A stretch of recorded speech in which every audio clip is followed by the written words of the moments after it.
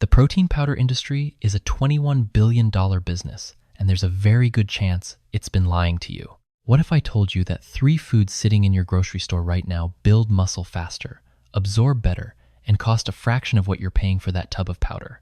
I'm not guessing. I'm reading directly from the American Journal of Clinical Nutrition. Stay with me for the next 15 minutes, because what you're about to hear is going to permanently change the way you eat for muscle. And before this video ends, I'm also going to tell you exactly who should not do this, so stay with me, because that warning could be the most important thing I say today. Let's start with the problem, and this one is hiding in plain sight. If you've spent any time in a gym, any time watching fitness content, or any time trying to build muscle, you already know the ritual. You finish your workout, you grab the shaker bottle, you mix the powder, you drink it before the so-called anabolic window slams shut.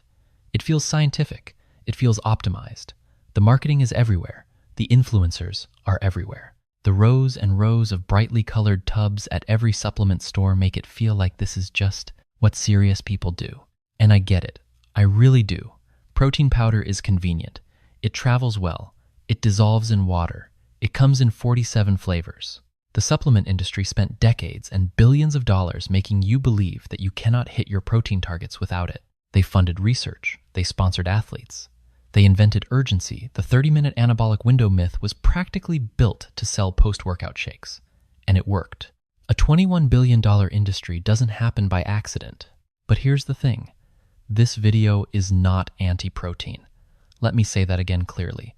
This video is not anti-protein. Protein is arguably the most important macronutrient for muscle building, recovery, and long-term metabolic health. What this video is anti-misinformation. Because there is a very meaningful difference between protein, the nutrient, and protein powder, the product. And the industry has spent a long time blurring that line. So before we talk solutions and the 3 whole foods that are about to make your protein strategy significantly smarter, I need to show you where the actual problem begins. And it begins somewhere most people never think to look. It begins in your gut. Here's a word you're going to want to remember: bioavailability. Bioavailability is the percentage of a nutrient that your body actually absorbs and uses versus what simply passes through. And when it comes to protein, bioavailability is everything. Because you could be consuming 150 grams of protein on paper every single day, and if your body is only absorbing 60% of that value, you're not building the muscle you think you're building. You're just making expensive waste. Scientists use a scoring system called the DIAAS, the Digestible Indispensable Amino Acid Score, to measure the true quality and usability of different protein sources. This is the gold standard. And what the research published in the American Journal of Clinical Nutrition makes very clear is this: whole food protein matrices, meaning the surrounding fat, the micronutrients, and the structural integrity of the food itself, actually enhance how your body absorbs and uses amino acids. The food around the protein matters. The context of the protein matters. And this is exactly where many protein powders start to fall short. Here's why. First, a significant number of protein products on the market use protein concentrates or lower-grade blends that have notably lower DIAAS scores than premium whole food sources. Second, and this one is critical, the heavy processing required to turn food into powder destroys the cofactors that help amino acids actually reach your muscle tissue. The vitamins, the minerals, the naturally occurring fats, the enzymes, all partially or fully stripped away. Think of it this way. Eating isolated protein without its natural food matrix is like having a car engine without the fuel system. All the parts are there on paper, but nothing actually runs properly. The amino acids arrive at your gut, but without the cofactors to shepherd them across the intestinal wall and into circulation, you lose a meaningful percentage of what you thought you were getting. You could be hitting 150 grams of protein per day on paper, and your muscles are barely seeing 60% of that value. That is not a minor inefficiency. That is a significant gap between what you're paying for and what you're actually getting. Now here's the dose science, because this matters enormously and most people get it wrong in both directions. The clinically established protein target for maximizing muscle protein synthesis is 1.6 grams of protein per kilogram of body weight per day. This comes from a robust meta-analysis published in the British Journal of Sports Medicine, and it aligns directly with findings in the American Journal of Clinical Nutrition. 1.6 grams per kilogram, that is the number. Let's make that real with some quick math. If you weigh 70 kilograms, that's about 154 pounds, you need approximately 112 grams of protein per day. If you weigh 80 kilograms, about 176 pounds, you need approximately 128 grams per day. If you weigh 90 kilograms, about 198 pounds, you need approximately 144 grams per day. Here is what the controlled research consistently shows. Going significantly above 1.6 grams per kilogram per day does not produce additional muscle gains in most people. So, if you're buying a massive tub of powder to push your daily protein intake to 200 grams, you are potentially paying for protein your muscles simply cannot use.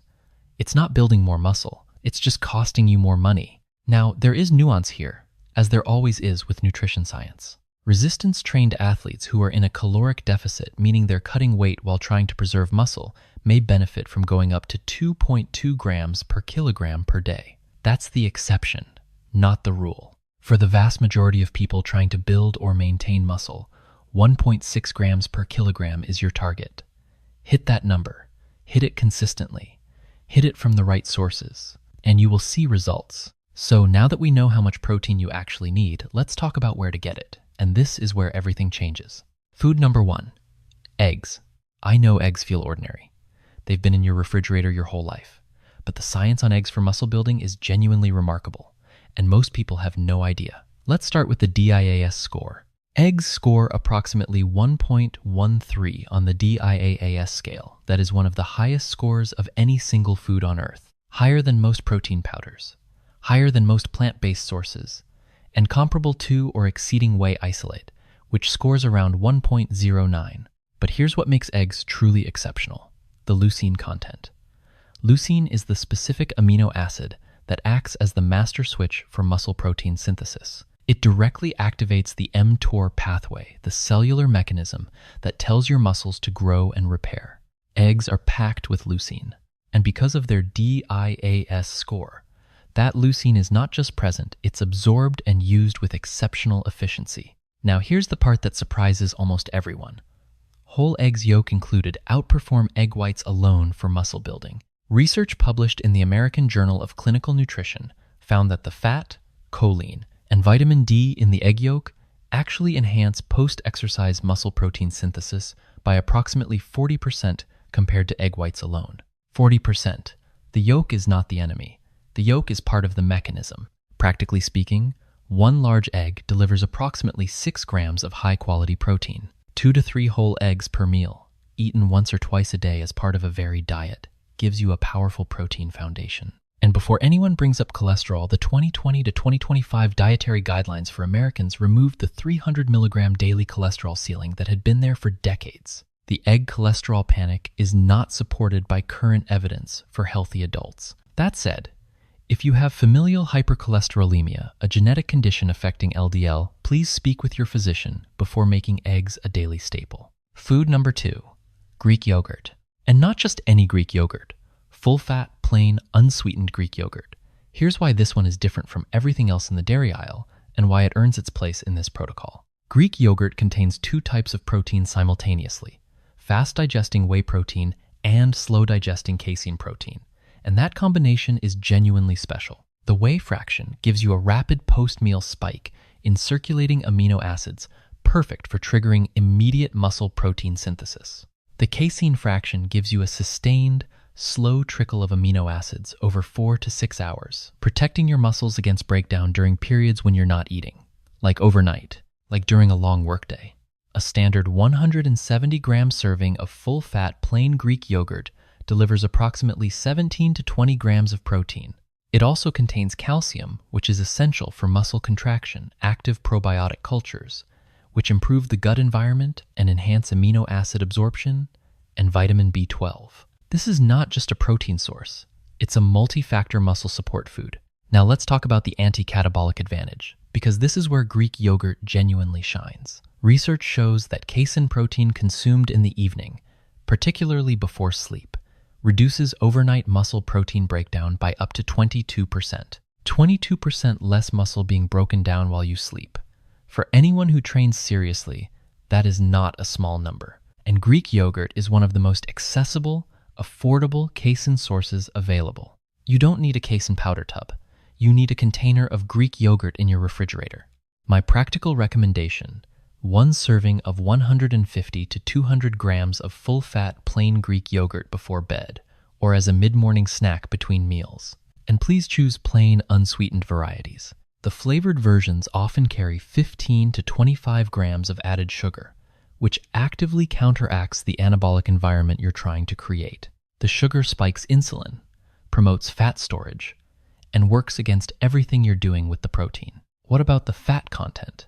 Full fat is not your enemy here. The fat in Greek yogurt slows gastric emptying, which actually extends that amino acid drip to your muscles over a longer window. That is a feature, not a flaw. Quick note for anyone with lactose sensitivity. Greek yogurt's straining process significantly reduces the lactose content compared to regular milk. Many people who struggle with milk tolerate Greek yogurt quite well, but individual responses vary, so pay attention to how your body reacts. Food number 3, sardines. I know. Bear with me. I fully expect you to be skeptical right now. Sardines are not glamorous. They don't have a marketing budget. Nobody on Instagram is posing with a tin of sardines after leg day. But I want you to set aside the aesthetics for 60 seconds, because the nutritional profile of sardines for muscle building is genuinely extraordinary, and it is wildly underappreciated. First, the protein numbers. Canned sardines deliver approximately 25 grams of complete protein per 100-gram serving. That is comparable to chicken breast. All essential amino acids are present.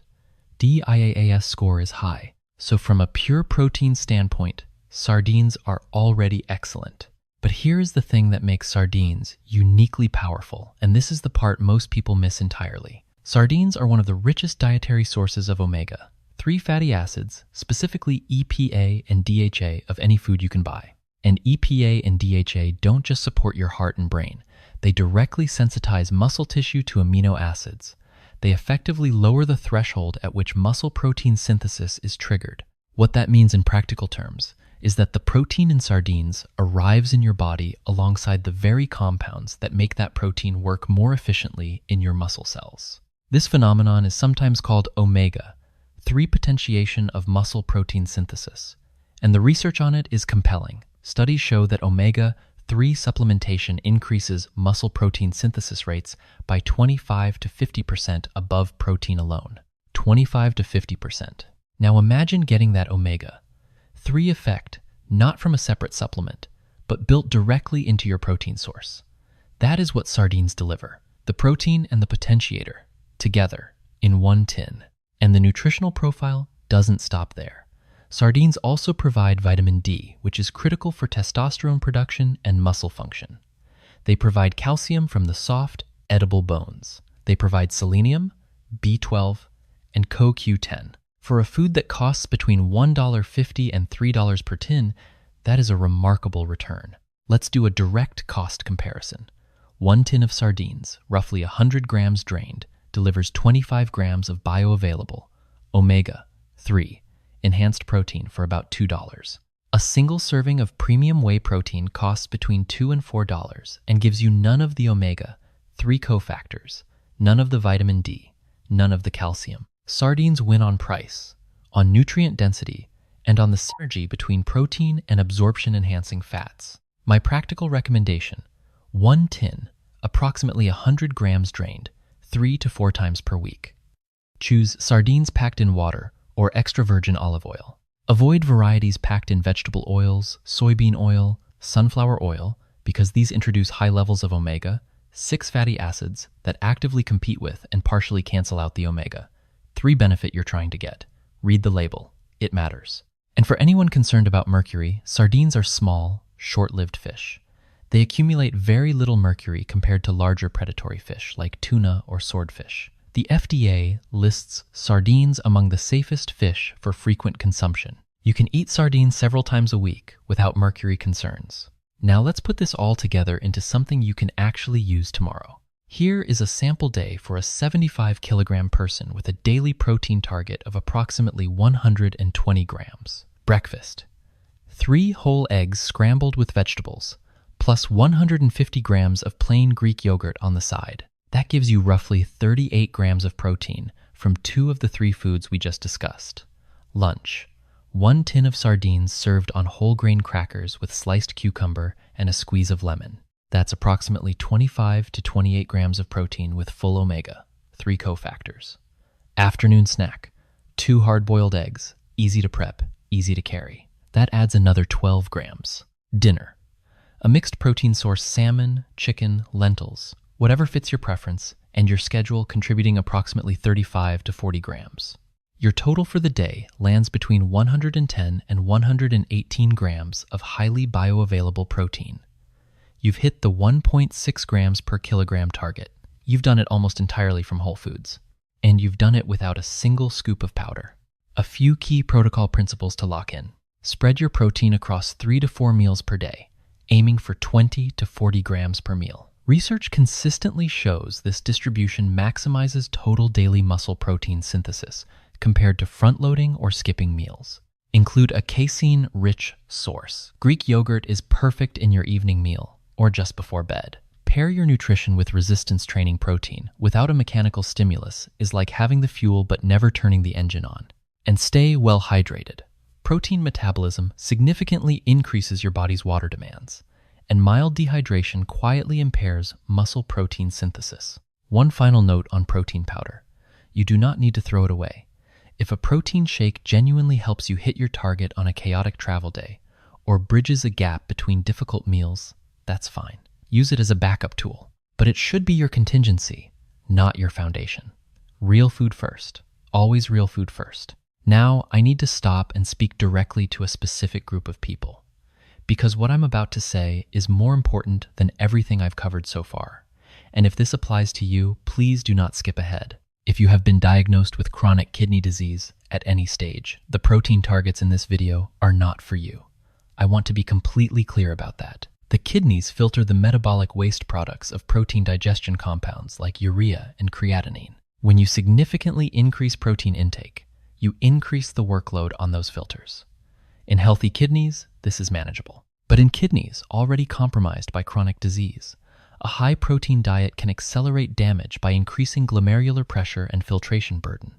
This is not a theoretical risk. This is documented in the clinical literature.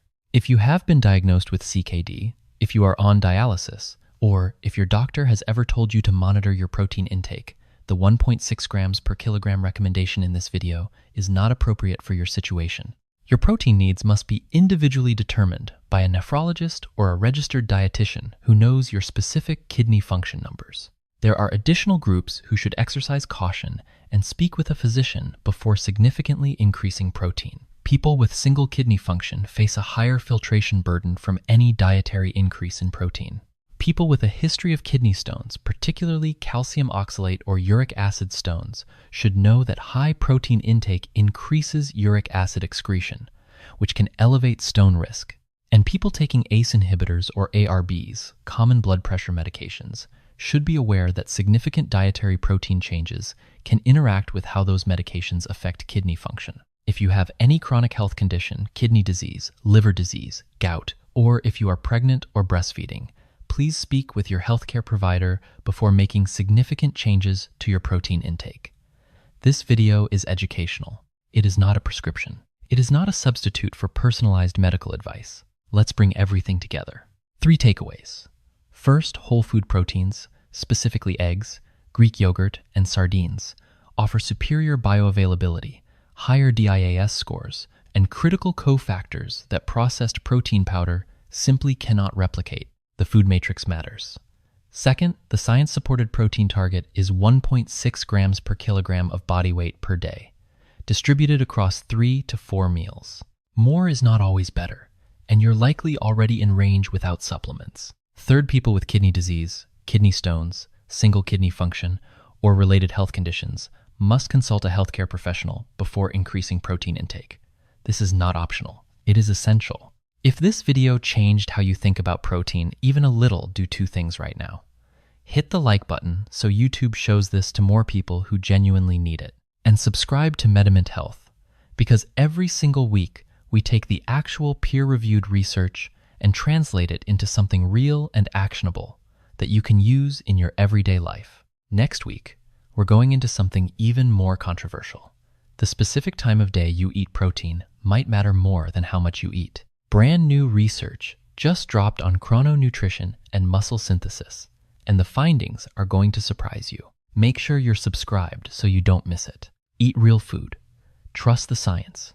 Take care of yourself. This content is for educational purposes only. Please consult your doctor before making health changes.